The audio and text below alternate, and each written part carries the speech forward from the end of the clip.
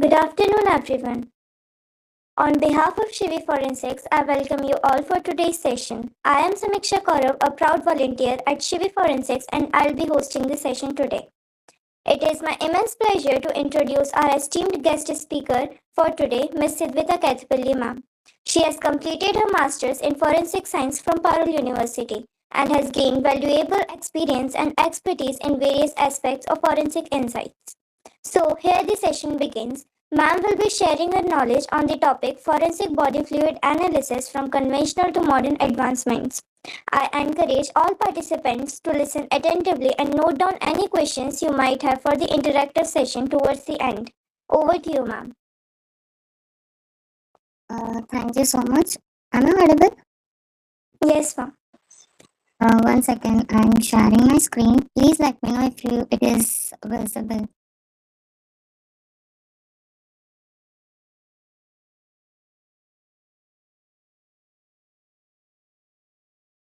Yes, ma'am, it is visible now. One second. Thank you so much.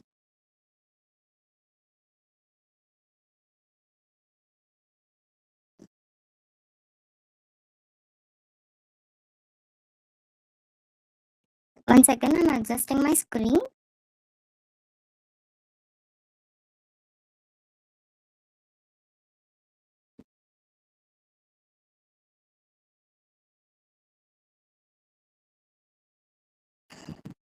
Great. Thank you so much.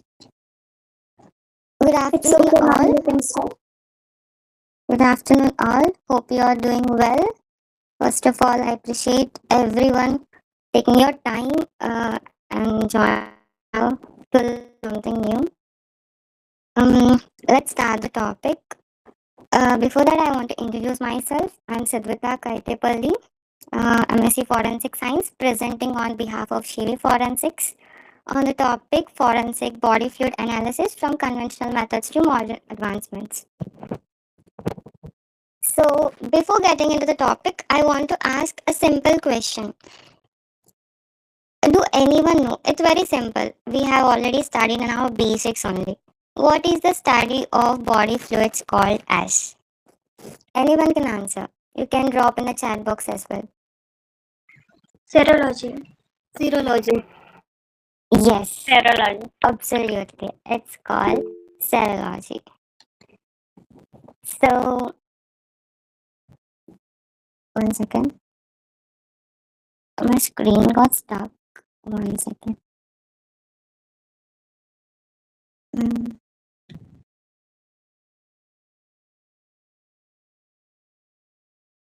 I'm sorry for the inconvenience. Once again, I'm sharing my screen again.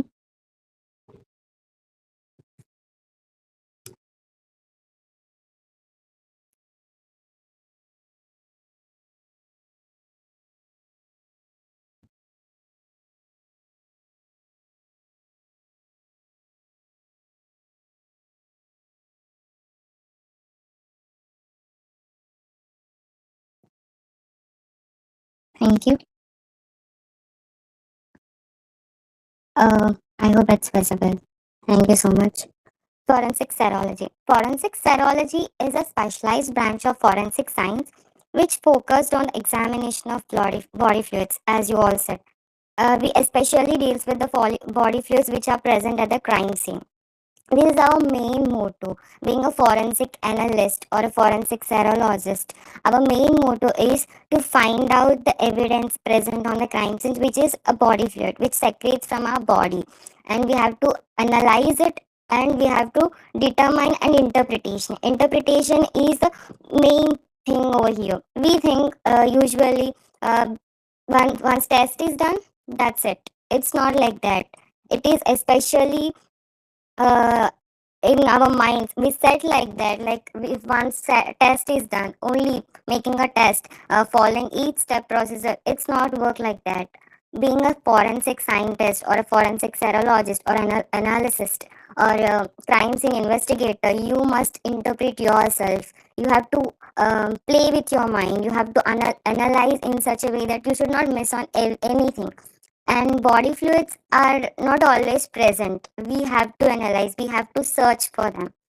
So These fluids often serve as a crucial biological evidence, helping forensic experts to link suspects, victims. At the same time, um, it also helps in finding the locations where the crime has happened actually. So, by analyzing such fluids, investigators can reconstruct the events, identify individuals, and support the legal proceedings as well. And secondly, I want to ask, what are the common body fluids? It's very simple. I'm not giving a big tricky question. I'm just asking.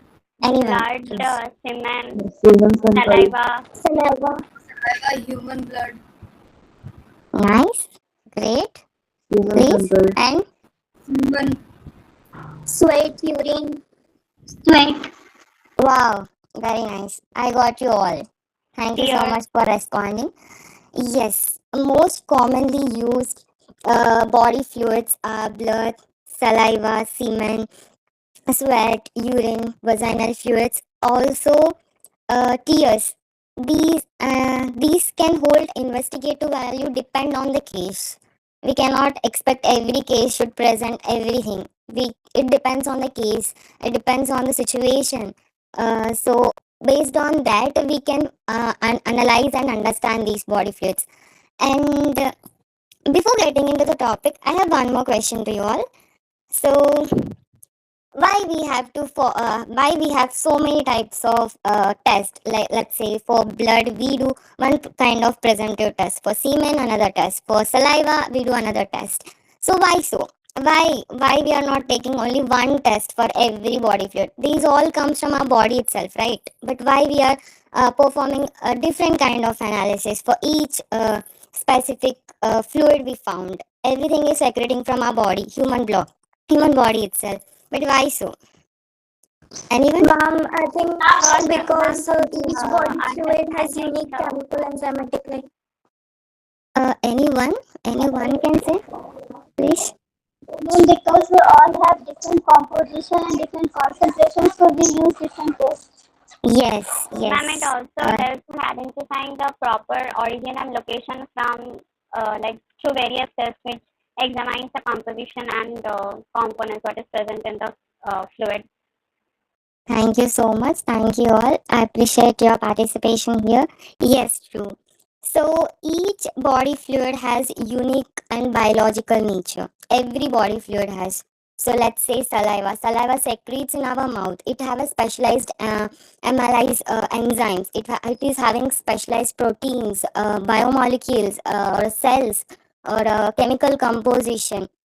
If we say our blood is having a specialized cells called RBC, WBC, platelets, and also each fluid has a unique chemical and biological nature that allow forensic scientists to detect the presence and origin and to link the suspect to the crime of scene.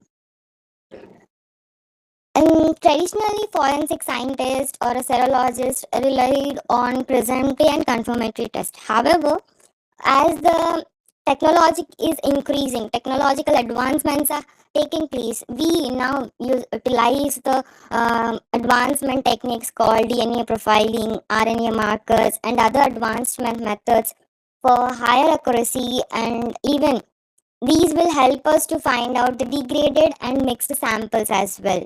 I am repeating, these advanced methods helpful in identifying degraded and mixed sample as well. Yes, there are challenges. We also going to study the challenges as well. At the same time, this is not accurate. Yes, there are scientists which are working on it, but I am sure our forensic team will um, will get the new advancement which helps in confirming those. So let's study. Now let's delve into the topic into each fluid one by one about the conventional methods of identification and how modern innovations have improved in forensic investigations and their forensic significance, challenges in brief.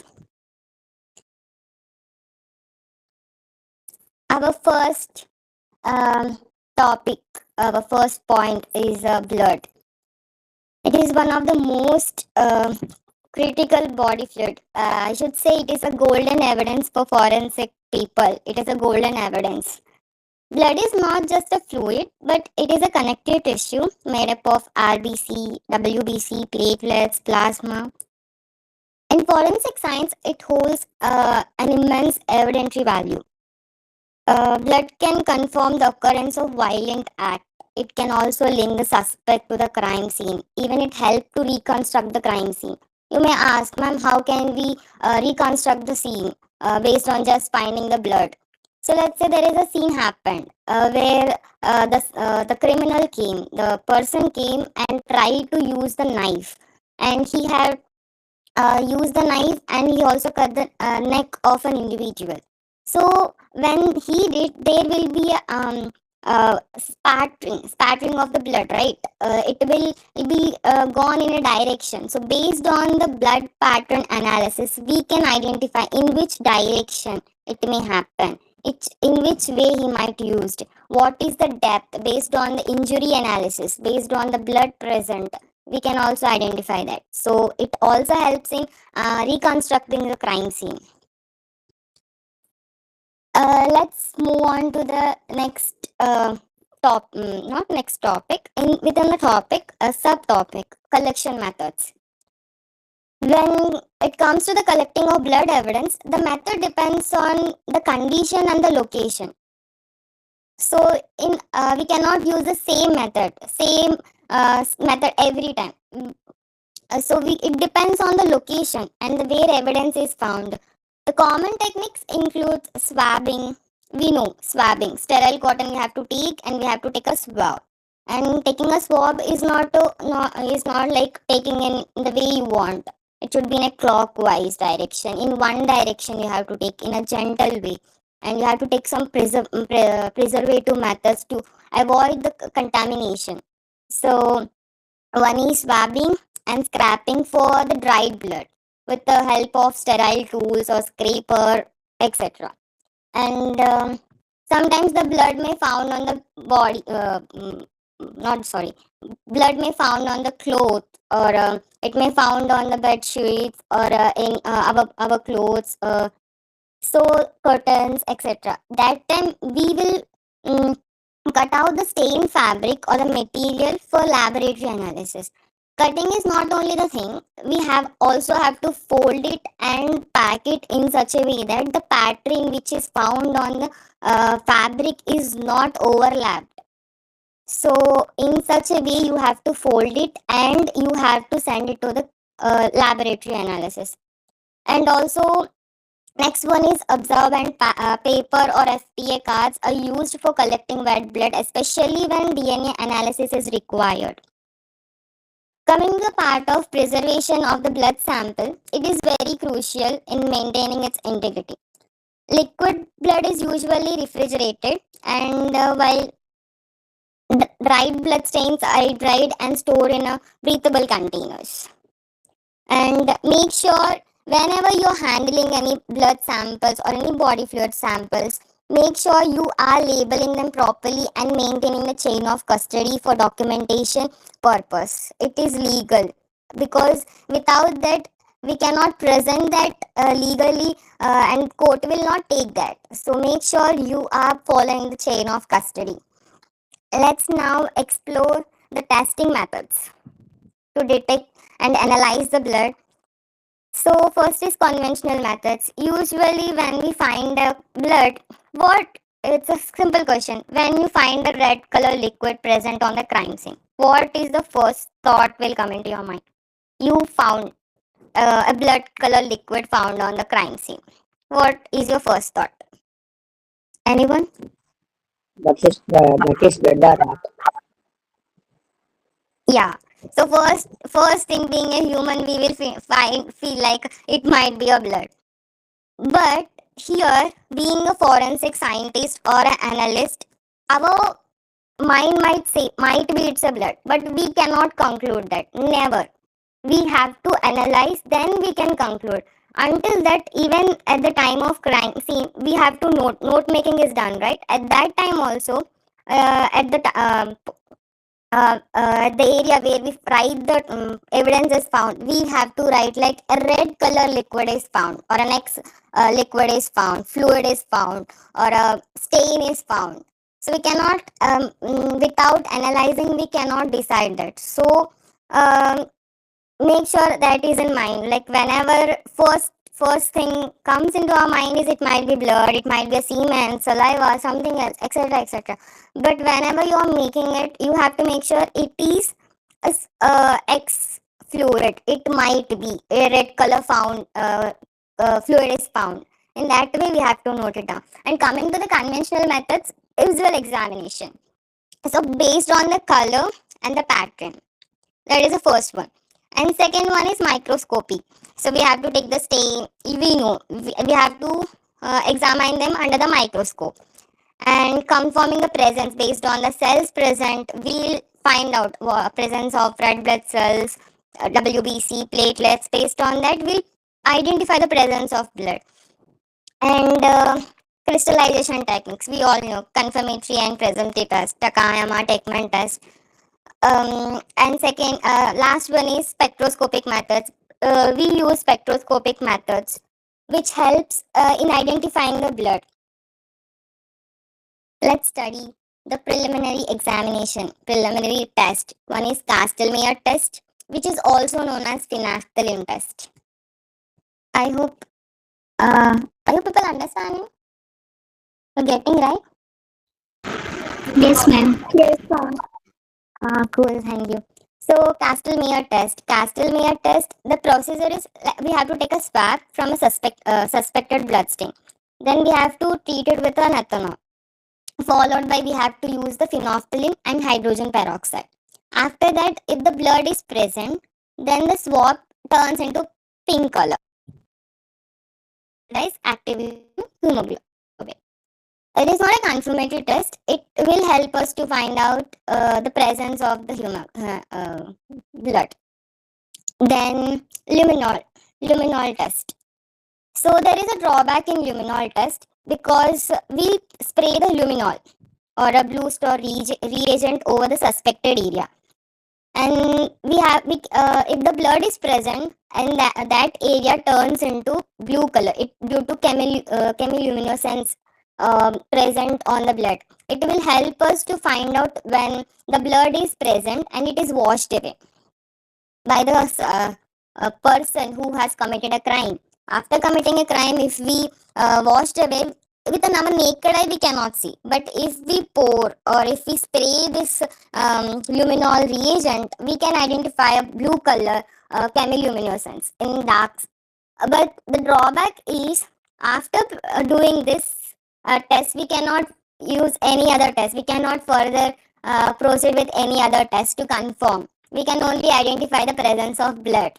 This is the drawback with the luminol test. Coming to the leucoelamide green test, the procedure is apply the reagent and then hydrogen peroxide to the stain. Then a green blue color indicates the presence of hemoglobin. These are some of the preliminary tests that we use for blood. Coming to the confirmatory test, Takayama and Techman. These are specific tests used to confirm the presence of blood and its human origin. Takayama test and Techman, we already know how it works. We have to take a swab, or we can take a blood, and then we have to add the reagent and it will give the test. We all did that in our previous, not previous, in our basics itself. So, coming to the immunoassays, ABA card of hemotrace, it is helps in identification of hemoglobin. So this is the being a student. When I'm when I'm a student in my bachelor's and the master's, I have this question: how can we find out differentiate between a human blood and a animal blood? How can we do? This is the always my question. I hope this is also there. Teachers used to say, or lecturer used to say, first we have to identify the blood is a human blood or non-human blood. After that, we can proceed with the test like Techman, Takayama, and for the DNA profiling, etc. So this technique, this immunoassay technique helps in detection of the hemoglobin of a human itself. So this technique helps in identifying the human and non-human um technique. Cool. I hope you all getting right. Yes, ma'am. Yes, ma'am. Cool, cool. Thank you so much. So Yes, this ma'am. this is very easy. This is very easy technique. It's just like a pregnancy test. We know how pregnancy test works, right? The kit. We just have to use a drop, and it will give a two lines. If we get a two lines, it confirm positive for the pregnancy. In the same way, a visible test line appears if the human blood is present. In that way, we can identify the presence of human blood. Coming to the modern methods. So, as day by day the technology is increasing, our methods, research is also being done. So, DNA profiling is the nowadays it is the growing field. DNA profiling. If anyone from you are interested in DNA biology department, I would suggest you go with this because this is the scope. We have a scope in this department. You can go ahead with a research on taking this as a your part of interest. Genetics and DNA profiling is a growing field nowadays. So coming to the DNA profiling, so we use DNA profiling. How DNA profiling works, let me share step by step in short. First we have to collect the sample, DNA extraction, then after that we'll go for DNA quantification, amplification by using PCR, then we'll separate the strands and then we'll detect the DNA, and then we have to do the data analysis, comparison, and the interpretation. This is the simple steps in DNA profiling. It is how every DNA profiling will work. So we'll use some STR analysis, YSTR analysis, which is a very specific for males, and mitochondrial DNA for identifying the suspect. Coming to the RNA profiling, it works in the same manner. It is specific for mRNA, messenger RNA, that are unique to blood, are identified using a reverse transcription and PCR. It confirms the type of fluid, differentiating the blood from semen or a saliva, any body fluids. Coming to the mass spectroscopy and proteomics. It this protein analysis using mass spectroscopy detects hemoglobin variants or protein degradation patterns, which results in helping the species identification, age estimation, determining the blood freshness. So, by using this technique, we able to identify the time or age of the blood stain. So, this is the technique we use usually in identifying the age of the blood stain. And coming to the last one, not last one, second last one, microfluidic and biosensor devices. These are you help to detect the biomarkers in real time, and which enables on-site or rapid detection of human blood with high sensitivity. And coming to the digital blood pattern analysis, it is a software. It is a software. We know software. We use generally softwares. It's a computer software, and the 3D imaging tools which analyze bloodstain patterns based on the shape, angle, and distribution.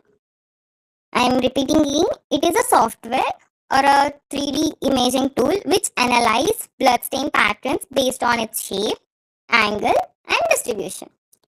So it provides crime scene. It helps in crime scene reconstruction, indicating the positions and movements and types of trauma. You might ask, ma'am, you said a software example. Of course, I'm going to give an example.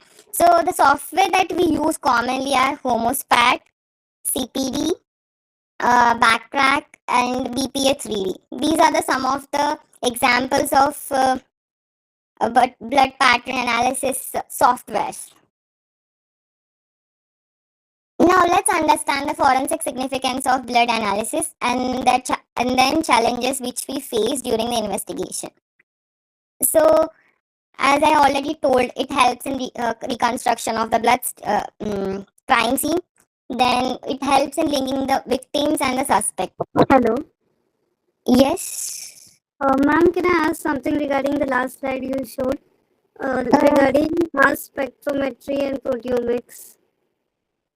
uh, you want me to show the slide as well? This one? Yes, ma'am. Yes. Ma'am, it is written, it helps in showing the age of strain. Can you please elaborate on this, how it shows regarding age of strain? Sure. So, it is a protein analysis. I have also mentioned mass spectroscopy and proteomics. Proteomics is mainly based on analysis of a proteins based on the antibodies. We know antibodies and antigens, the amino acids and everything we have studied. So, it helps in protein analysis using the mass spectroscopy technique. Okay, you understand till now? Yes, ma'am. So, based on understanding the protein analysis, we identify the protein degraded patterns. We'll understand the patterns. It is a specialized technique. I'm going to share the notes for that also, with including the step-by-step procedure, how the process will work. So, I'm just sharing the brief right now. So, there, after detecting the hemoglobin variants, so we'll able to identify. It's just like our DNA, how we DNA profiling works. Based on the test result, we'll able to identify the age estimation of the blood. Okay, ma'am, I got it. Thank you. Cool. Thank you so much. So, coming to the forensic significance, first we know it helps in crime scene reconstruction and linking the suspect and the victim. Also, it helps in determining the cause of death. So, the volume and the location of blood loss, as well as the spatter characteristic, can indicate the severity and the type of injury, which I already told. Based on the blunt force, sharpness of a weapon, or a gunshot wounds, based on that, also we can determine the cause of death. And it is accepted as a legal evidence in the court of law. When blood evidence is collected, preserved, and analyzed properly, it can be a powerful evidence which is acceptable, admissible in court.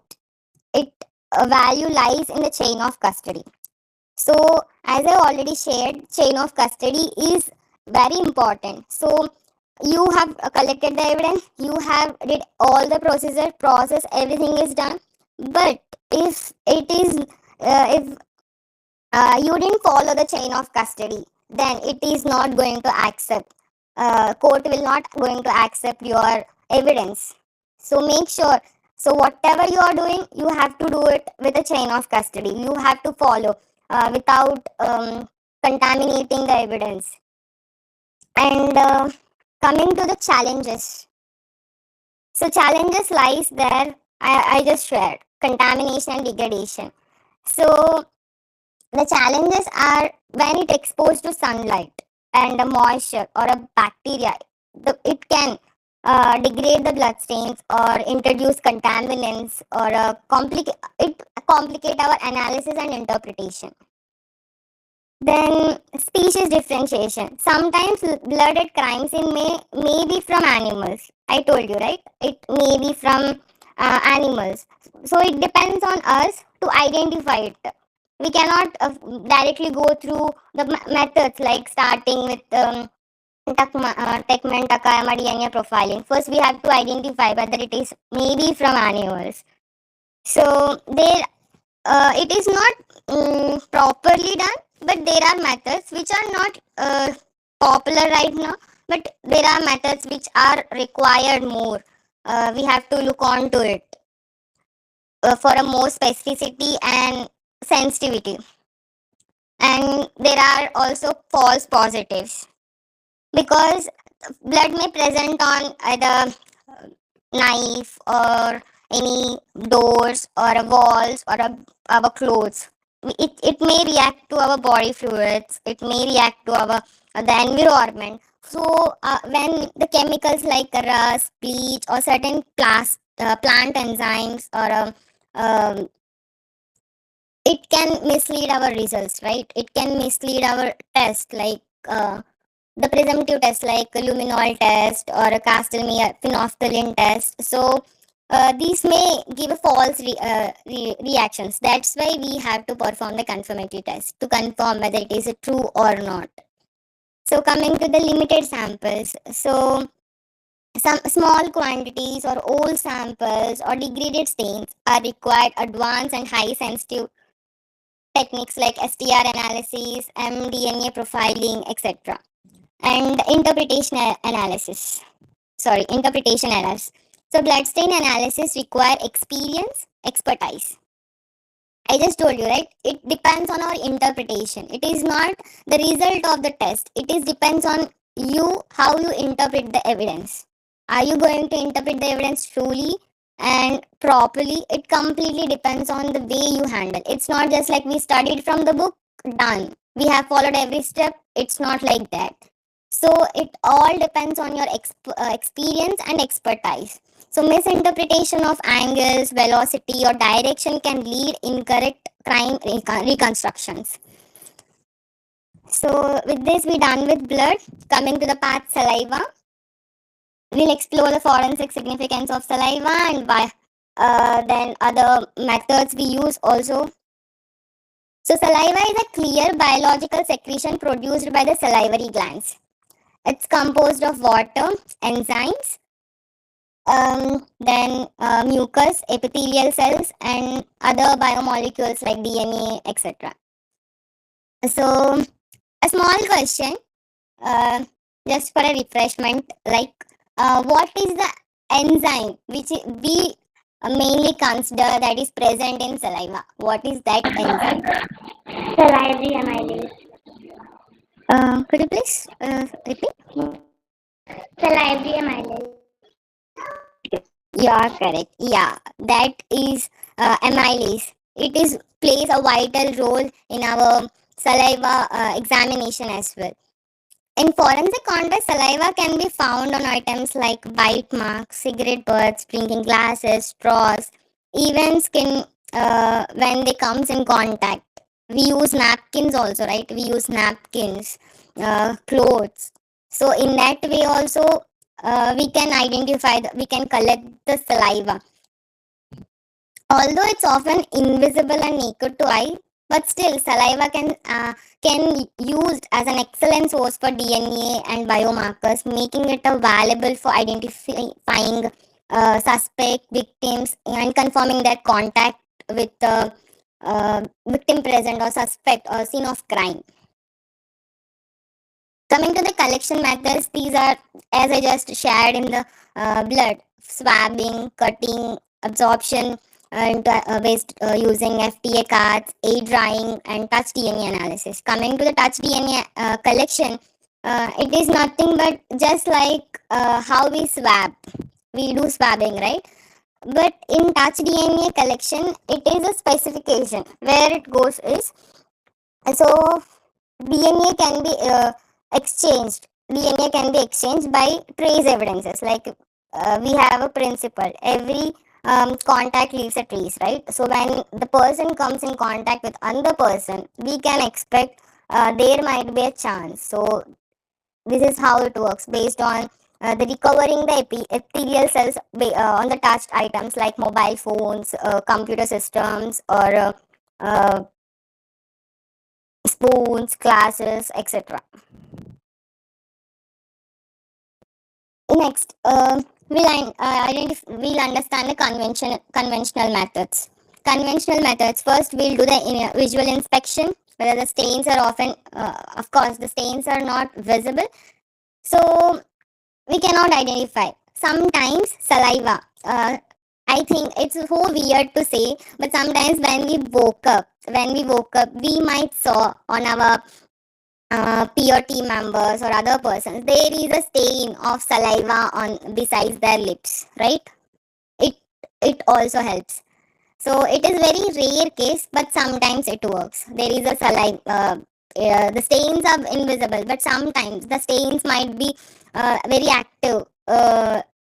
we can able to identify the saliva stains also, but it is very rare. Often they are invisible. So we have to do further presumptive and confirmatory analysis to detect their presence.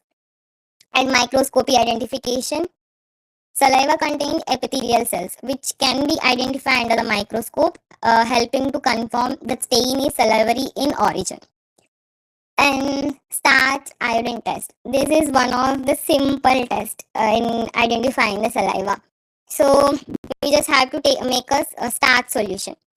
You can also try if at your home also. It is very easy. Take a starch solution in a um, in a bowl or anything, in a glass ball or something. Then you will get a starch powder. Mix it.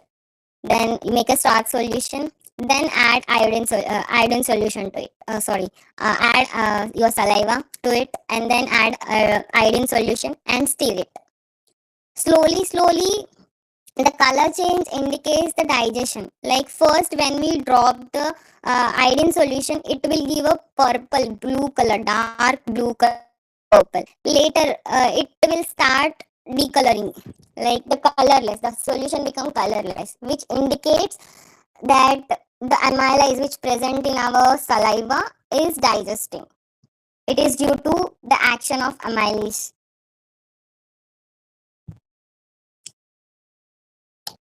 Next, coming to the preliminary test. These are the tests used to indicate the possible presence of saliva based on the enzymatic activity, specifically alpha amylase, which is abundant in human saliva. So, second one, first one is Vedas test. Okay. So the procedure is we just have to take the Vedas tablet containing a starch. Then we have to add the amylase, our saliva to it. Then it will give a first blue color. A blue color dye would be given. So which confirms the enzyme activity. The result of blue color confirms the enzyme activity, suggesting that it is saliva. And coming to the starch film test, a starch coated film is exposed to the suspected stain, and then it is incubated for some time. Then iodine is applied, and a clear zones appear where starch has been digested, indicating that amylase activity is done from the saliva. This is the second test. The other preliminary test. Iodine starch test, which I just shared, is also comes under the preliminary test itself. Coming to the confirmatory test, it is RSID saliva test, a rapid stain identification test. So it is an immunochromatographic card test, which detects the human salivary amylase, works like a lateral flow test. Understand? It works like a lateral flow test. So a test line will be appear if if a human saliva is present. It is very specific and reliable. This test is very specific to human saliva, and especially to the amylase. And coming to the DNA profiling, it confirms based on the epithelial cells from saliva, which are possessed the DNA extraction based on the STR analysis and further, which is same I just explained in the process DNA profiling.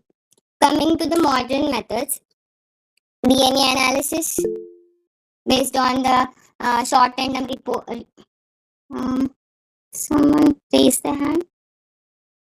Tia, you have any question? Actually, I wanted to know that the saliva contain DNA. What? Could you please elaborate? Does saliva contain DNA? Yeah, of course. Of course, it contains DNA. It contains DNA. So, with that only, we are going to perform the DNA analysis. So, coming to the modern method, I hope I answered your question. You have any questions more? Okay, cool. So, DNA analysis, then RNA profiling, same as I told in blood, mRNA profiling. So based on the reverse transcription and PCR, we are going to identify some certain specific salivary specific markers such as HTN3, etc. Then coming to the microbial signature analysis, these are really high throughput sequencing analysis. Uh, so it is very simple. The name itself saying microbial signature analysis. So every person, every place, every cell will have certain combination of unique set of microbial mixture, right? So this is where we are going. This is where we are taking an advantage of that one point and performing these analysis to identify the oral microbiome. So sometimes our mouth may stink. Some people mouth stinks a lot. Some other people mouth stinks so good. Some people don't have any odor. So based on that, it is due to the microbial activity which depends on the environmental conditions and the way of the intake of food, habits, etc. And coming to the proteomic profiling, the fourth one. So it is also same by using mass spectroscopy, which identify unique salivary proteins, which results in distinguishing between the saliva from others' body fluids, and this may identify the disease states and stress markers, etc. And coming to the point of K devices, these are the portable kits or biosensors which detects the salivary components rapidly at the crime scene. So soon after going to the crime scene, we cannot identify. There are mostly chances we cannot identify because of their invisible nature. These are colorless, so we cannot identify. So these kits will help us to identify the presence of saliva at the crime scene. Finally, let's discuss the forensic significance of saliva and the challenges associated with analyzing and forensic casework. So, coming to the significance, these are the sources of DNA. Even minute traces of saliva can contain epithelial cells which have rich in DNA. With using modern techniques like STR and mitochondrial DNA analysis, this profiling can be done with very small samples as well. And this saliva is commonly found on bite marks, cigarette butts, chewed food, envelopes, drink containers. So, making it a key form of trace evidence which connects us to the suspect and the crime scene and a victim. So, it helps in linking the crime scene. Also, saliva can be deposited in cases of it is a mostly found like bite marks, sexual assault cases. This is where saliva can be mostly found. So saliva can be deposited through licking, oral contact, or it can its presence on intimated areas or clothing can confirm the sexual activity or assault as well. And it acts as a biological evidence. Saliva traces can indicate if a suspect or a victim was eating, speaking, or shouting, which help in reconstructing the events and timelines. So, I can say one statement: everything is difficult. Everything is difficult until you did it. So, this making it a confirmatory test, like you will just find a blood, and from blood you will have to find out a person who did a crime. So this is not easy. You have to put your efforts and you have to make it done. But there are methods which are helping us to find out. These are such methods which are key for us to find out that. So we have to use these methods to identify that. And coming to the last one, invasive collection. Saliva can be easily and painlessly collected from person's cheek using buccal swabs. So it is very easy for us in collecting it. Collection of the sample is very easy. If we found like this is might be the suspect, he might be the victim, he might be a there might be so many members of suspects. So easily you just have to go to them and you just have to take a buccal swab and the sample is collected, and then you can start analyzing. So this is one of the easy to get a samples. So coming to the challenges, as I said, the stain is very invisible, colorless. Due to that, we may face the challenges in identifying the stains, and since uh, it is a body fluid. It can come in contact with heat, light, also the environment, humidity, and time also can rapidly degrade the salivary enzymes, RNA, even DNA. So, which is challenging for us due to the reducing analysis and accuracy due to the exposure of them, and low DNA yield. Often, saliva contains fewer cells than blood, specifically when degraded or present in the trace amounts. It's leading into a partial or a weak DNA profiles. We can make a profile, but sometimes it might help give a partial or a weak profiles, not a strong profile. So that is one drawback over here. And sometimes we get a false positives in amylase test. Also, cross contamination risk is there. So we have to take care of it. It is not happen by us only, the person who is taking off the crime scene. It also happens naturally due to environmental factors. So but there is a chances of cross contamination, which makes our analysis more difficult. Coming to the third one, sweat. Am I audible? Hello. Yes, ma'am. Thank Yes, you ma'am, so you're much. audible. Thank you so much. So, sweat is a watery secretion which is produced by occurring apocrine glands present on our body, and this sweat helps in cooling our body. It is very essential. Sometimes we feel like a sweat. Oh, he's sweating very bad. He's sweating some. Sometimes we also sweat. Of course, it is summer. We all will sweat, right? It is good because sweating helps in regulating our body. It helps in thermoregulation. So it contains water, salts like sodium, chloride, urea, ammonia, lactic acid. Occasionally, trace evidences of biomolecules such as proteins, DNA. So for science, sweat is not typically visible, but it can encounters on the screen, so skin, clothing, or objects which are handled by the suspect or victims. It becomes particularly useful when we are searching for a touch DNA in contact with crimes like assaults, theft, etc. Especially it is used in theft cases. So there is a chance, let's say robbery has happened. So there we go and search for fingerprints. And due to our pores which are present on our body, the sweat, our fibers or sweat glands might be, sorry, sweat might be. You can also after if you have a phone screen, just turn off with your phone, you will see a black color screen, right? After that, if your body is having a sweat, there might be a liquid color, watery substance. So from there also, you can press and watery fingerprint would be present. After that, it may wash away due to the phone heat and all, but still we can collect because there is a part of your sweat is present, right? Presence of sweat is present, which might be not visible, but it is deposited over that. So in this way, a touch DNA also, with the help of using touch DNA technique, we can also collect this sweat. Coming to the collection methods, very common methods: swabbing, cloth cuttings, forensic tape lifting, touch DNA kits, air drying.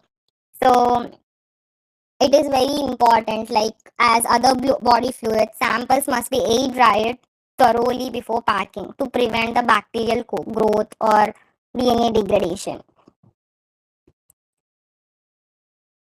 Coming to the conventional methods, first is visual examination. Yes, of course, it is invisible, but sometimes we can find out the stains. Let's say when a person, let's say farmers or a person who is working hard, laborers, when we see there is a stains of white color stains would be present on this shirts or clothes, which are due to the sweat. Sweat stains would be present on their clothes. It is due to the salts present in the sweat. So sometimes we can identify, but mostly it is invisible. So we have to go for further analysis like presumptive and confirmatory test. And then we have to do a microscopy test, color test, then chloride content estimation, because of course this sweat is having sodium chlorine, as I said. So we have to go for them as well. Coming to the preliminary test, detection of epithelial cells. The objective of this is to confirm biological origin of visualizing cells. So there is a specific stains like hemotoxylin and eosin, in short H&E stain. So observe them under the microscope for nucleated epithelial cells, which indicate the human origin. If the cells are found, this supports for the DNA and biomarker analysis. So it is just like a microscopy technique. It is one of that. And coming to the sodium and urea analysis of sweat, so it mainly based on the principle sweat contain high concentration of NaCl, sodium chloride, and urea, both of which are excretory products of our body. The presence can be detected through chemical test indicating the presence of sweat. I'm sorry. One of You can ask like what is the test, like sodium and urea analysis. What are those tests? So one test is sodium detection test. The test used is silver nitrate test. First, we have to extract the sweat sample using a distilled water. Then add few drops of 0.1 m silver nitrate solution. Then you can observe the white cloudy precipitate, which is the result of this reaction, which give AgCl. So it confirms the presence of sweat. And coming to the urea detection, um, so we use a reagent called Nestler's reagent. So it is based on the principle urea is break down by the enzymes urease into ammonia. So we have to mix the sample with urea enzyme solution, and then we have to incubate it for 15-30 minutes, and then add this Nestler's reagent. Then we will found a yellow color or a brownish color, which indicates the presence of ammonia. Hence, we'll confirm it, or we'll confirm it as a urea is present in it. Then there is a drawback over here. We don't use any confirmatory test for sweat. There is no confirmatory test for till now for sweat, but we just usually use DNA profiling in common also for confirming the sweat. So coming to the modern techniques, touch DNA analysis, protein and salt biomarkers, wearable biosensors. What is wearable biosensors? This might be your question. So it is like a smart patch or wearable diseases which can detect drug use, alcohol, stress hormones through sweat. It is like we wear a watch, right? We wear a watch. So from that we are able to smartwatch. If you have a smartwatch, you're able to find out how many steps you walked, how much your blood pressure, oxygen rate. In the same way, it will work. And coming to the metabolics and electrochemical sensors. So these are the devices which analyze the electrolytes, glucose, urea, and drug metabolites in sweat. It helps in doping detection, health monitoring. One second. Then doping, health monitoring, and emerging forensic applications. Coming to the forensic significance, sweat leaves behind a trace DNA. It leaves a trace evidence, which is our very important or useful evidence called DNA. When someone grips any object, and it is very easy. Like when we have found hold that, we leave our cells, epithelial cells, which are present on upper layer of our skin. So in that way, it is a it leaves evidence for us. This is one of the main thing, and it leaves a forensic. It will give, it is a result of forensic significance. Then coming to the toxicology. So in toxicological insights, sweat in reflects the systematic drug use and useful in substance abuse or anti-doping investigations. Also, we can also find out the time since the contact. Degradation of sweat or DNA can offer the clues about how recently the contact has occurred and linking the suspect to the scene of crime. So, sweat transfer during a physical contact, right? Struggle or a person at the crime scene. So, that time we can easily identify, link the suspect with a scene of crime. And the challenges. So, the challenges are low DNA yield. Sweat itself contains little DNA. Only shed cells provides the genetic material. So if we have a low DNA yield, this might be a challenging for us to identify. It gives a partial or a low profile of DNA. And since there is no confirmatory test, no golden standard chemical test, we cannot confirm the sweat specifically. We have to go with only modern techniques like DNA profiling itself. And it since it is very easily degraded material, right? Of course. So there is a contamination. It can be contaminated very easily as the time passes. So that is one, and it is sweat is evaporates quickly, so it is a biological component. It degraded with heat. Since it is a biological component, degraded with heat or a humidity, and there might be a contamination happens. And since it is not visible, and since it is not having a reliable technique to confirm it, so there might be legal limitations in it. We can use this as an evidence, a side evidence, secondary evidence, but we cannot produce this as a primary evidence, and we cannot prove someone as a criminal, and we cannot show it in front of the court. It cannot be acceptable, but it can be used as a secondary evidence. Coming to the fourth one, urine. I hope I'm not boring you all. So, urine is a liquid excretory product made by the kidneys, which eliminate the waste from the body. It primarily consists of water, 95% of water almost, and urea, electrolytes, metabolic byproducts, etc.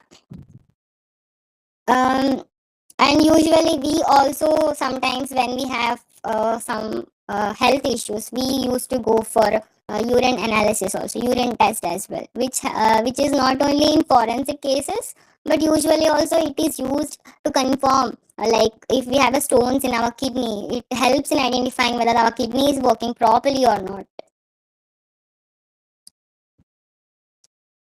So coming to the collection methods, we can directly collect. As I just shared, we can directly collect in a sterile containers, and then swabbing, cloth cutting material, cloth cutting, and then we have to preserve them in the refrigerator.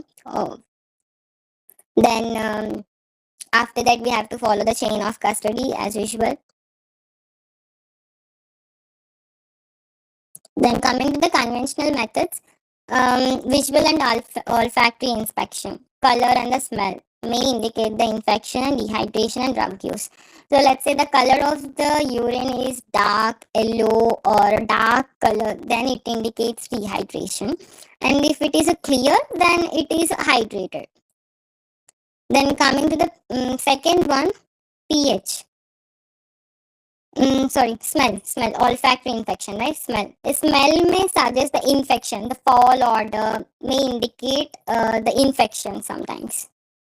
So coming to the pH and specific gravity which measures the acidity and concentration. It helps in detecting the drug dilution or health conditions. And we use microscopic techniques to identify the epithelial cells, which may yield DNA, and crystals, which indicate the kidney stones. And it also microscopy helps in examining the cast or bacteria, which are signs of infection or diseases. Preliminary examination. So urea and creatine restriction. Urine contains high level of urea and creatinine. So it by doing this test, it can indicate the presence of urine by using telemetrical methods. And secondly, enzyme based strip test. It helps in detecting the substances like glucose, ketones, or blood. It is similar to medical urinary strips to detect the substances, useful in identifying the signs of disease or drug effects. Coming to the confirmatory test, I told you, right? RSID urine test is similar to the test which we have talked prior. It is an immunochromatographic test which detects a TAM Harfol protein, a unique protein abundant in urine. It is highly specific to confirm the presence of urine on the evidence. Coming to the second one, toxicology panels. We use techniques like gas chromatography, GCMS, gas chromatography, mass spectroscopy, and HPLC, high performance liquid chromatography, to identify the drugs, poisons, and metabolites in urine samples. These are the gold and standard methods for forensic toxicology in identifying the urine sample and urine analysis. And then we go for DNA profiling. Urine may contain low amounts of epithelial cells. Urine may contain low amount of epithelial cells, which helps in DNA extraction and profiling. It is possible, but often yields a limited. It yields a limited material. Coming to the modern methods, we use modern methods like advanced instruments such as LCMS, liquid chromatography, tandem mass spectroscopy, LCMS, to detect the broad spectrum of drugs, toxins with high sensitivity. And second one is metabolomics. So, analyze metabolic profile used to identify drug use and disease states or exposure to toxins. Then biosensors. These are portable devices. Biosensors are the portable devices which provide a rapid on-site detection of urine components. Then coming to the last one, RNA and protein biomarkers. Research is still going on to find out a specific biomarkers in urine that could improve a body fluid identification or disease diagnostics easily. It is under research. If anyone of you are interested in doing this, you can select this topic for your dissertation or for your PhD research work also. Coming to the forensic significance, it helps in drug test, it plays as a toxicological evidence, then poison detection, then it also used as a biological evidence. Then, though it is less frequent, urine tracings at a crime scene such as sexual assault, abuse cases can help to confirm person's presence and activity. Then behavioral insights. So, urine analysis can provide the clues about the substance use that might be have affected suspect's behavior or mental state during the crime. It is a forensic cycle. It is in context with forensic psychology. Then coming to the challenges. So obviously low DNA content. Urine contains very few intact nucleated cells, which limited the DNA based identification. Unless epithelial cells are present, we cannot go for DNA identification. So we need a good amount of the sample. Then contamination is also happens due to exposure of the environment, heat, moisture, or microbes. It can easily contaminate or degrade the urine samples. Sorry. Then short detection window. Some drugs and their metabolites are rapidly eliminated from the urine. So there is a time frame. So it is not something like we went around, say we went there and we have uh, um, we went there and we find the we have detected the sample. It is not, it won't works like that. Sometimes there are the biological samples which we have to find out easily, collect the easily to avoid the contamination. So it has to be collected, otherwise there are some cells or the proteins which are present in the biological fluids that may degrade it, and which increases the severity of the analysis. So this is one of the challenge. And coming to degradation, cross reactivity, so false positive results may occur due to the acidic nature and the urea content, which break down the both chemical analytes as DNA. The time passes, so it may result a cross reactivity because it exposure to the some other substances also. Coming to the fifth one, semen. um, Semen, it is very common. When we heard semen and vaginal secretions, the one and only case we get into the point is um, the sexual assault cases. But there are also other cases. If we concentrate, there are IVF, where the semen or the donor, these samples are used. Um, there is a traffic, medically they are also not using them in a legal way. So there are the cases where we can take it as an evidence and we can also use them. There are also cases except rape and sexual assault cases. This is one. And semen is a thick white fluid or yellowish sometimes that contains sperm cells and other substances. It is released during the ejaculation and it is very important in forensic investigations, especially in cases of sexual assault. Why semen is important? Because it contains DNA.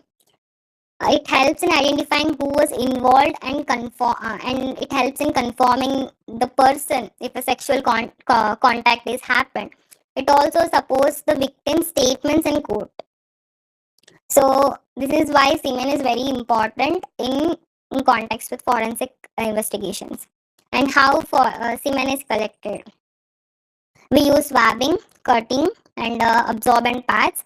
So coming to this pads, these are used to collect the semen safely by the examiners in medical terms, also in forensic science also.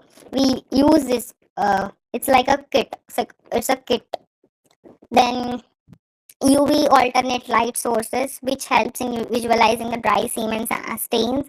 Also, we preserve them after collecting with air dried and stored in a paper envelopes, not plastic, to keep them safe. If the sample is a liquid, it is refrigerated. Coming to the point, conventional methods. First, we see the visual inspection, then microscopy, which is very common. Visual examination will be done. Then microscopy will be done to identify the spermatozoa under the microscope. Then acid acid phosphate test will be done. So acid phosphate test is a presumptive test actually. It is based on the seminal fluid which has high levels of acid phosphate.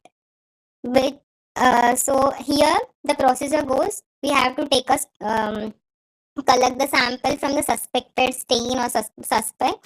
Then we have to add the few drops of this acid phosphate reagent to it. Then we have to add the substrate. The substrate is a sodium alpha naphthyl phosphate. Alpha naphthyl phosphate. And then we have to add a dye, which is a fast blue B salt in buffer. Then we have to observe the color change. It is very fast technique. Within 30 seconds, we can able to see the color change. If the color is purple, then 1 second, my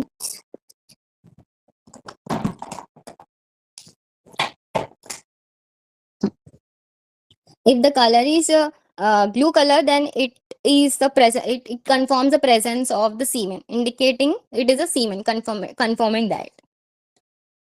Then coming to the fluorescence test. It is based on It is also in the same way. We have to take a small amount of suspected stain in a test tube. Then we have to add few drops of fluorescence reagent. Then we have to mix it and we have to view it under the microscope. If we found any brown color or a crystal, rhombic crystals, which it confirm the presence of semen. And coming to the confirmatory test, microscopic test, sperm identification. So first we have to prepare the smear from a suspected sample. Then we have to um, a- examine it under a microscope. If the it helps in identifying the spermatozoa. If when we examine it under the microscope, we can identify the presence of spermatozoa, which confirm the semen. Then coming to the PSA P30 test, prostate specific antigen test. So it is here the procedure goes like this. First, we have to extract the stain in a buffer. Then we have to extract the test in a example ABA card. On the ABA card, we have to extract it over it. Then we have to wait for 10 to 15 minutes. After that, the test line indicates uh, line will be indicated on the card, PSA card. Then uh, ABA card, which confirm the seminal fluid presence. So it is one of the confirmatory tests. And then RIST semen test. It is an immunochromatographic test, which is specific for semen proteins. And then DNA profiling with help of STR analysis from sperm cells and epithelial cells for identity. Coming to the modern methods, DNA analysis, RNA profiling, and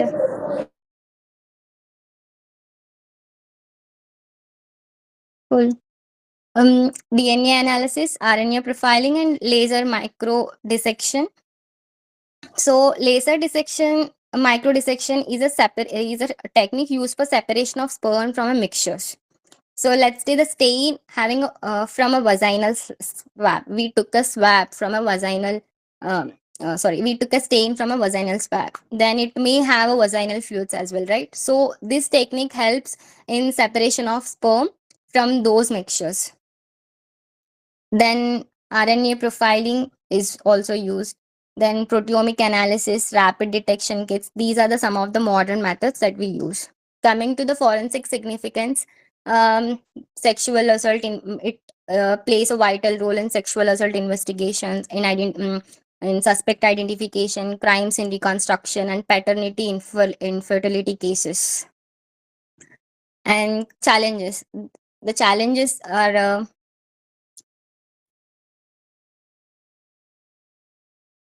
there are semen without sperm. Yes, it happens. It is it is called as azoospermia or aspermia. So there is a semen without sperm may require protein-based detections. This is the case. So not every time if a semen is present, we cannot go for a semen analysis because there are the chances, there are challenges at that time as well, and degradation of the samples. We can avoid this if we went quickly and if we have taken the samples and we have preserved them. But if the crime happened 2 days before and then we have went, it won't happen. At the same time, let's say rape has happened. So rape has happened. There is a girl. The rape has happened. After the sexual assault happened, if the girl took bath after 2-3 days or 4-5 days, then she went to the police station and she has shared like this is what happened. A crime has happened against me. If that time they try to investigate her and do the swabbing and all, there might be a chances where the semen may not be available. So there are the chance of degradation of the samples. As the time passes, there are the environmental changes, humidity, moisture, everything. So there are the chances. And mixing. So there is a cross contamination and the false positivities. And so there legal sensitivity. Coming to the legal sensitivity, so we have to uh, do the process carefully. We have to do the process quickly, at the same time carefully, and requires careful collection, documentation, and chain of custody is mandatory if the evidence has to be accepted by the court of law. Coming to the vaginal secretions. Vaginal secretions are the fluids naturally produced in the female reproductive system. They help in maintaining the vaginal health, but they can also be valuable evidence in forensic cases, especially in sexual assault investigations. Coming to the collection methods, we use commonly swabbing, cutting, and touch DNA analysis, and we preserve the evidence in air dried and store them in a paper envelopes, and refrigeration is recommended for DNA preservation. Coming to the conventional methods, we use microscopy to identify the vaginal epithelial cells which appear large and nucleated, and then gram staining, and then we use pH testing.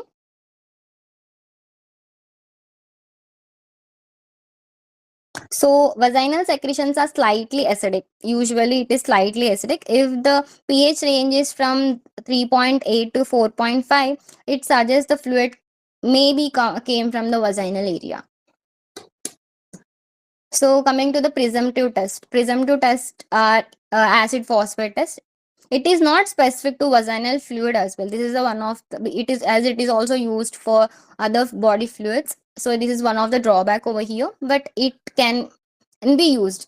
It helps to be it helps to find out if the fluid which is present might be vaginal fluid or not. Also glycogenerated epithelial cells. Coming to second one, so the process is we have to smear the sample on a glass slide and we have to add a few drops of Lugol iodine solution. Then we have to observe them under the microscope. Then glycogen granules stain it dark brown color or black color. It confirms the presence of the vaginal fluid. And then coming to the confirmatory test, RSID vaginal test. So it is an immunochromatographic test. So we have to place a sample, extract it. We have to apply the sample to the strip. Then we have to wait for the 15-20 minutes to see the reaction after applying the extracted sample. Then the colored lines will be present, which confirm the presence of vaginal proteins. Then DNA profiling also used as a confirmatory analysis, and microbiome analysis also used as a confirmatory analysis. Coming to the modern methods, we use mRNA, then mRNA profiling, then proteomics by microbiome fingerprinting, and DNA mixture interpretation. These are some of the modern methods we use for the analysis of the vaginal fluids. And coming to the forensic significance, these vaginal fluids or secretions are very much having high significance or a vital in cases of sexual assault investigations, or it plays a vital role. It acts as a DNA evidence, and it helps in relating the crime scene to the suspect. Also, it also helps with the behavioral insights, which provides a context in cases of abuse or exploitation. And the challenges. Coming to the challenges. So it lacks some specific confirmatory tests. Unlike semen or blood or few other only few confirmatory tests are exist. It doesn't have many well established tests to confirm their presence, and DNA mixtures complications. So vaginal samples often contain both female and male DNA, which can be complicated and separated and analyzed. So, but we can analyze, but still it is a complicated, and there might be a chances of getting false positives as well. And degradation, which is a common challenging in all the evidences. Then cross contamination is also one of the common challenge in all not only body fluids, in all the biological evidences. Also ethical considerations will become. Due to sensitive nature of this evidence, it must be collected and handled very carefully, respecting the privacy and obtaining the proper consent. Because without consent or without their permission, we cannot destroy their. It is a moral value of a forensic person. Like we should not go out of their privacy. We can collect, we can produce the use as an evidence, but without their consent we cannot. The suspect or a victim has their consent, because it is not a normal evidence. It is um some specific and sensitive in nature. That is why. So there might be a more challenging in the society, as well as the not everywhere people are broad minded. There are areas which are still having a narrow minded and still have a mm, uh, cultural and moral values may come. That's why.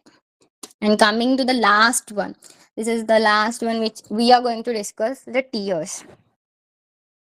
Yes, there are chances where we can also test tears, and we can also link to the suspect. Let's understand how it will work.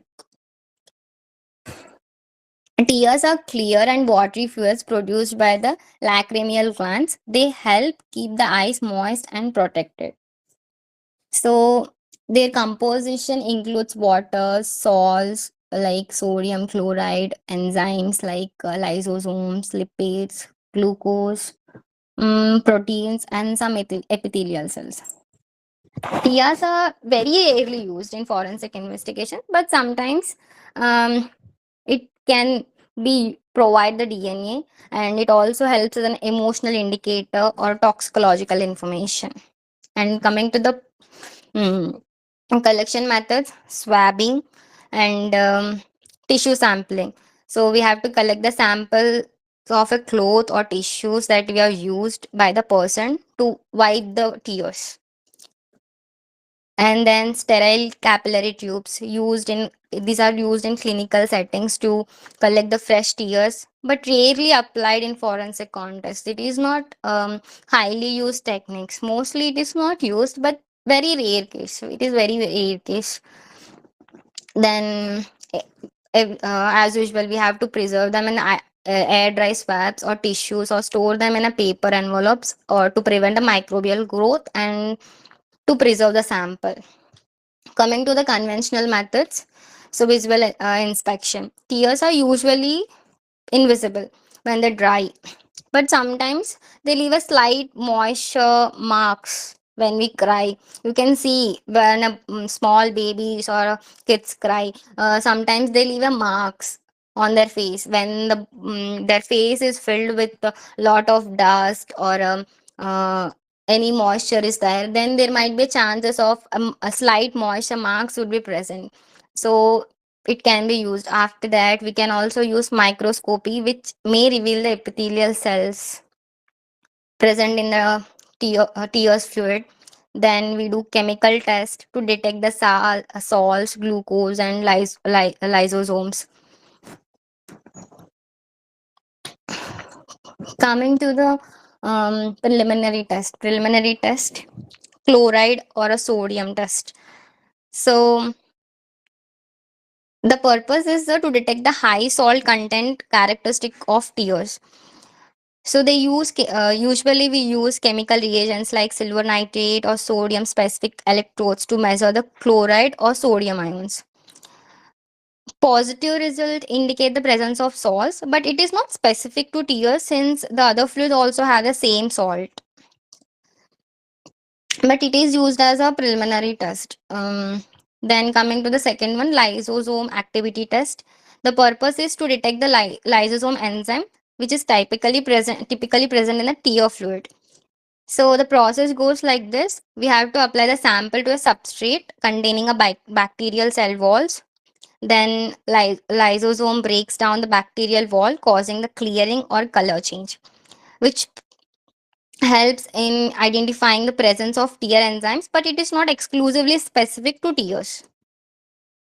So for that, we have to go for the confirmatory test, but unfortunately, no golden standard confirmatory test is currently exist. That is specifically 2 tiers. There is no, but we can go for DNA profiling in that case.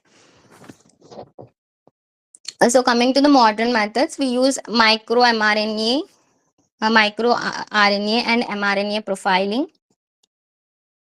Then micro RNA and mRNA profiling, which detects an expression of genes specifically which are active in tears producing cells.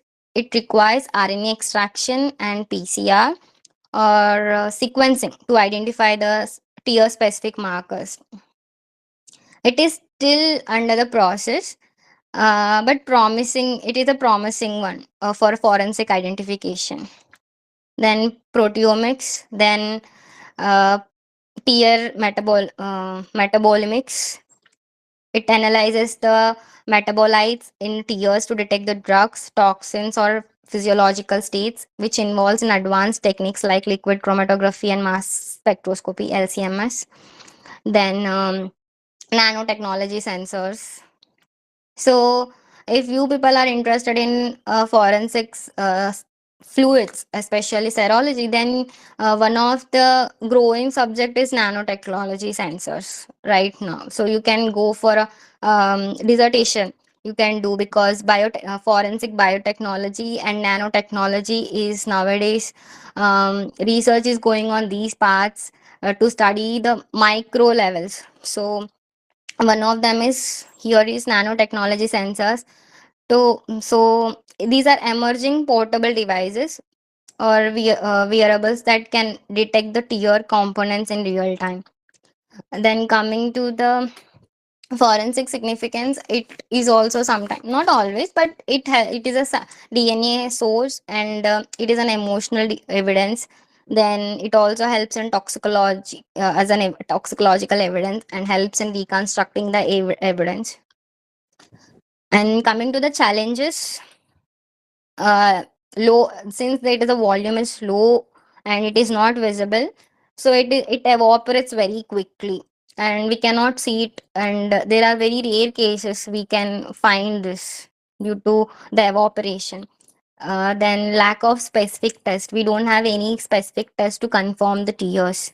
Then minimal DNA contact, then easily contaminated, it will get easily contaminated, and it is rarely used due to the specificity, and since it is not having a confirmatory test, it is rarely used. With that, we have studied all the basic core body fluids. And coming to the future insights, these are the some of the future insights which you also can concentrate for your dissertation or research or any review articles, since these are the very important. Even if you are in bachelor's or master's, I would say start writing the review articles or research papers, or start doing your dissertation with the help of your lecturers, or you can take a help of this organization, because it is very important. If you are wanted to grow in academics or a research part, this helps you a lot. Some of them are there are uh, there are cases where forensic biology nowadays are growing with in context with other uh, uh, sub branches. Previously, it is my forensic biology. Later, it comes out forensic serology. After that, it comes out as a forensic biotechnology. So there are sub branches are coming out of forensic science. So concentrate more on research part, which enhances your knowledge. So, in forensic science, body fluids like saliva, semen, urine, vaginal secretion, sweat, tears are very important. Each one of these fluids contain unique biological markers, which helps in our investigators to help to identify the people, crime scenes, to link the suspects with the scene of crime, and which it also confirm if the physical contact is occurred in case of drug use, and many more cases. Traditionally, forensic experts have used presumptive tests which are quickly and give initial clues. After that, we use confirmatory tests to find out the specificity or to identify the fluid. But now, modern molecular techniques are emerging. So, by analyzing such micro RNA or studying the proteins through protein analysis, assays, and DNA profiling, next generation sequencing. These made our tests more easy and sensitive and accurate. Looking to the future, future aspects, future insights, forensic science is mainly focusing on developing even better, more specific tests, and more quick tests, not waiting for long period of time. So they are working on it. Researchers are working on identifying the biomarkers which are unique to each fluid, so we can easily tell them more clearly. And they are also working on portable biosensors, which they are being designed for rapid testing at crime scene itself, which will save the time and help in investigations much more faster. And since it is an AI ruling world right now, AI is ruling the world right now, and machine learning are also becoming important tools. So sometimes if a person is, let's say, some of us are very interested in biology part, so we'll think like, we are biology students, we don't work on machine language, computer tools, softwares and all. But now these are also taking place in our biology departments, forensic science departments, for the case of genetic identification, genetical knowledge, for DNA processing, coding. So it helps in interpreting the complicated DNA mixtures more accurately to avoid human errors. Plus, scientists are improving the ways to protect the samples from contamination and degradation, which is a big challenging for us, right? In every fluid we have studied about the contamination and cross contamination, right? So cross mixture, so it is a big challenge. So scientists are working on the improving techniques to avoid them. So despite of all the challenges, for example, fluids like sweat, tears are having a very little DNA, making it very hard to get a clear results. Samples can degrade or get contaminated, and not all fluids have a specific confirmatory test yet. Epithelial and legal issues ethical and legal issues also need carefully handling to protect the individual's privacy, to ensure the evidence is valid in the court. So these are the some of the brief information about this. In conclusion, of the overall topic, combining the traditional serology methods with modern molecular tools, which are continuing to improve forensic science techniques. Forensic experts must understand the unique properties first and their limitations of each body fluid, to which provide the reliability, validity, and legal acceptance results. So you have to understand what the first we have to understand the nature and they're challenging, and which can be done. So it's all up to you, which test is good, what to do next, how to do. So there we have to use so we are called as a future forensic experts. Experts are not someone who just read from the book and that good marks. It's not work like that. It depends on how you apply in real life. So with this I'm going to conclude. Please feel free to drop your questions or concerns or queries if you may have in the chat box. I would love to acknowledge them for you. Please ask me if you have any topic that you have not understanding. And the presentation document would be, I'll share that with the organization head. If they are willing, they will share with you people. So you don't have to worry about that. Please ask if you have any questions. Thank you so much, ma'am, for your enlightening session. Now we will open the next phase of our session for the queries related to the topic. I request to the participants, if anyone has a question, feel free to raise your hand or drop it via the chat box. Excuse me, ma'am. Yes, please. Ma'am, can tears are tears are very frequent evidence that can be found in crime scene, or like it is a very rare kind of evidence in crime scenes or Yeah, cases? yeah, you are right. So it is a very rare case. It is very rare case. It is not always like it's not like blood. It is very rare case. It is not always we look for tears, since it is also not having a confirmatory test and it is invisible, right? Because it evaporates. It easily evaporates.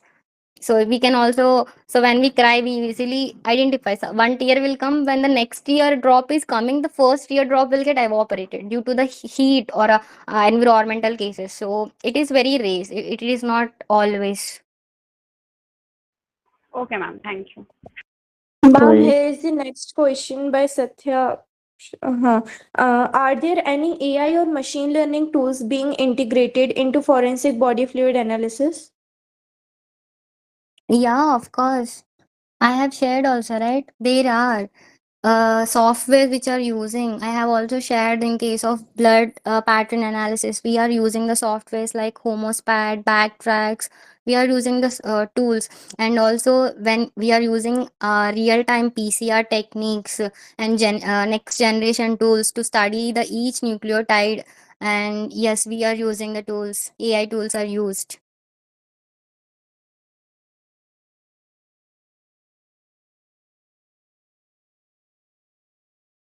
Okay, Yeah, ma'am, here I'm. is the next question. Okay, you can continue. There are questions in the chat box. Yes, ma'am. Please. First question is that difference in composition. How histamine compound test present in blood is helpful in identifying between human and non-human blood. What? What's the question? I'm sorry. How histamine? Uh, how histamine compound test present in blood is helpful in identifying between human and non-human blood. Who asked this question? Ajay Mandal. Very nice and tricking question. So, histamine compound is used in cases of presumptive test, as I already mentioned, right? Um, um, how I can explain this once again? Let me explain you with an example. Let me try. So, histamine is naturally involved in our immune responses. If it is a body fluids we are studying, if we go into the immunoassays, which having antibodies and antigens, it helps in identifying the allergic reactions, right? Histamines. And when we had allergies, we what we'll take antihistamines to avoid that. So it helps in identifying. It is very it varies from humans and animals in immunological way and biological test as well. So coming to that, it is very specific receptor for a specific person. It differ from each person. It is not same for even a same person also. It differ from every person. Am I audible? Yes, ma'am. So it indicates And if an injury is inflicted before death, or it supports a scene of reconstruction also. It is not only specific to humans, it is specific to each person due to its immunological nature. What? What next? Any other question? yes, ma'am. How could we differentiate between a monkey and a human adult and an infant baby urine if we found those in the form of evidence during investigation? So first and foremost, they those are mixed or those are not mixed. First, we have to identify that. If we go to the where is that urine part? My question is the mixture is mixed like monkeys, urine, and human and the baby. The urine is mixed or it is separated. Okay, Hmm. ma'am, and next question is elaborate something about how interstitial fluids like pericardial Actually, I pleural. didn't completed the question. I asked them a question. I'm asking whether Oh, the urine is mixed or it is separated. If it is a mix, it is a mixture of human, adult, and a baby. It is very difficult because it is already mixed with other fluids, and if it is a mixed fluid, it is already contaminated. Right? It is already contaminated, and already environmental factors are there which impacts them. So it is very difficult in that case. It is considered as a contaminated evidence. And next question. elaborate something about how interstitial fluids like pericardial pleural and synovial fluids are helpful in solving forensic related cases. So in it is within our body, right? It is not outside of the body.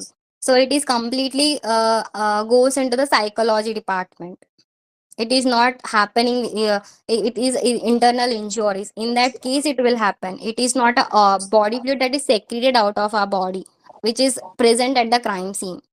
We are discussing about the body fluids that are secreted from our body, right? Okay. Mom, can I ask next question?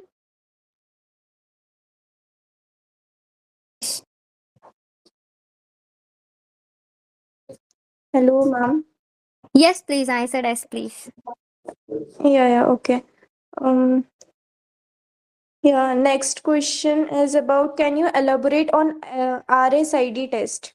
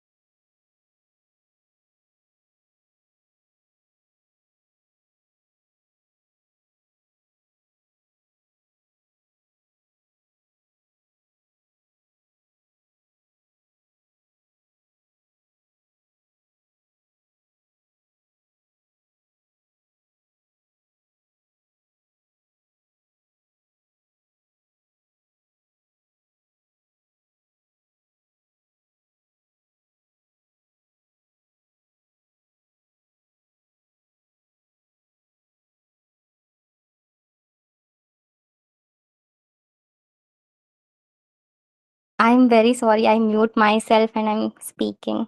I'm sorry. I just noticed right now. Let me share again. So, RSID is a rapid stain identification method. It mainly confirms the body fluid present. It is used in case of semen as well, vaginal fluid, saliva, everything. It is mainly work on the targeted protein, I'm saying. It is not same for all the proteins, all the body fluids. Let's say blood is there, but for blood the protein would be RBC. And for coming to the saliva, it detects based on the alpha mls present in the human. And urine, coming to the urine, it detects based on the protein present in the urine. Also coming to the saliva, it is based on the, I think it is seminal fluid protein. I forgot that name, but it is a seminal fluid protein. Then vaginal secretions. Coming to the vaginal secretions, like menstrual fluid, it detects based on the human hemoglobin. It mainly based on the antibodies present on the protein. It is specific to protein. Coming to the procedure in general, if we speak, we have to take a swab. Then we have to use the swab. We have to soak it, extract the fluid by soaking a swab in an extraction buffer. Then we have to, will be a test strip. RST test strip would be there. Then we have to apply the extracts which we did to that strip. Then we have to wait for few minutes, let's say 20, 30 minutes, 15, 20 minutes. Then, as I said, if we found, it's just like a pregnancy test only, it's like a pregnancy test. Then if we found a line present, a line is present, the strip would be varies, like very specific to each fluid. Then if a line is present, then it confirm the presence, the fluid is detected. Two lines, if one line is present, fluid is not detected. So if nothing is there, it is not valid. Understanding? This is way it works. It is simple like a pregnancy kit, which I told already, and specific to the protein of the sample which we are using. Thank you. Ma'am, one more last question. Sure, please. How could we get the results if we found rape and attempted to burn cases that this is undoubtedly a rape case? So it's a case, and after that, the body has been burned, right? Yeah. So in that case, the body is already burnt, right? So it might be there. We have to understand the as I already shared in starting, the collection methods and preservation and the analysis based on mainly based on the location and the specific crime has happened. So let's say the body has burned completely. Nothing is there except ash. We cannot do anything over at that time. With the ash or the bone remains, then body fluids not come in will not work there. Their anthropologist will work, odontologist will work. This is what, Ma'am, like there if it also is will go with the what. partially burned. It is, if it is a partially burned, it is already burned, it is also exposed to the body, right? It is also the body the other chemical other chemicals, right? Like the fuel, it might be burned with a fluid. Let's say it might be burned with a fluid, or it might be burned with a, other leaves. It based on that, it completely. So there is a maximum chance the body fluids are contaminated over there. Then we'll go with other analysis like DNA analysis and fingerprinting, and mostly anthropologists, pathologists will come into the scene in those cases. Rather, forensic serologist, the forensic pathologist, anthropologist, odontologist will work over there. Okay. Thank you once again, ma'am, for your time and for sharing such valuable insights with us. With that, we conclude our session. We hope all participants found it informative and engaging. Stay tuned for the upcoming sessions and thank you all for being such an enthusiastic audience. Thank you, ma'am. Thank you all. Thank you so Thank you, ma'am. much. Thank you, ma'am. Thank you, ma'am.